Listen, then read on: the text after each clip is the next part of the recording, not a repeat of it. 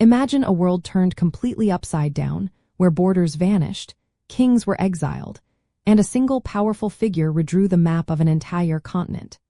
This was Europe after Napoleon Bonaparte's reign, a scene of immense chaos and uncertainty.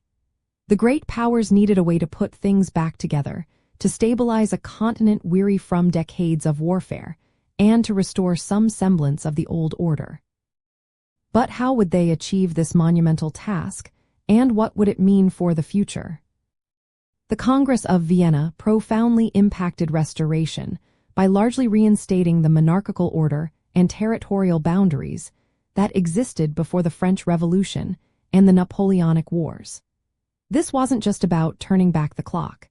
It was a deliberate strategy to achieve lasting peace and stability after over 2 decades of revolutionary upheaval and widespread conflict across Europe. This restoration was driven by 3 key principles: legitimacy, compensation, and the balance of power. The principle of legitimacy advocated for returning rightful ruling families to their thrones, believing that this would re-establish traditional authority and deter future revolutions. Compensation involved rewarding states that had contributed to Napoleon's defeat, often with territorial gains, to ensure their continued loyalty to the new order. Crucially, the balance of power aimed to ensure no single nation could again dominate the continent, creating a system of checks and balances among the major European powers. For Europe, this meant a period of relative peace, though not without its costs. Monarchs like the Bourbons were restored in France, Spain, and Naples. The German Confederation was created, replacing the Holy Roman Empire, and many smaller states were either re-established or absorbed into larger ones to create buffer zones.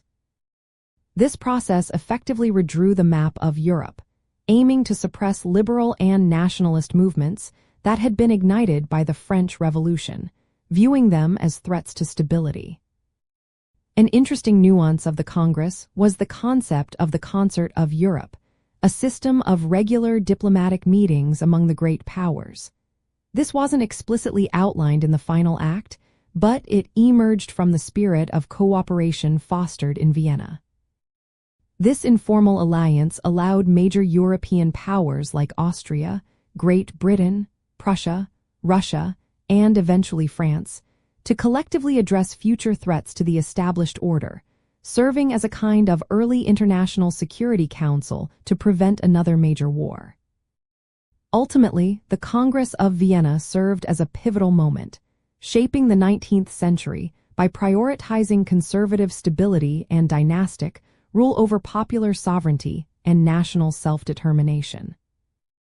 By strategically restoring pre-revolutionary structures while also acknowledging new power dynamics, it laid the foundation for a century of relative peace among the great powers, albeit at the expense of emergent national identities and liberal ideals that would continue to simmer beneath the surface.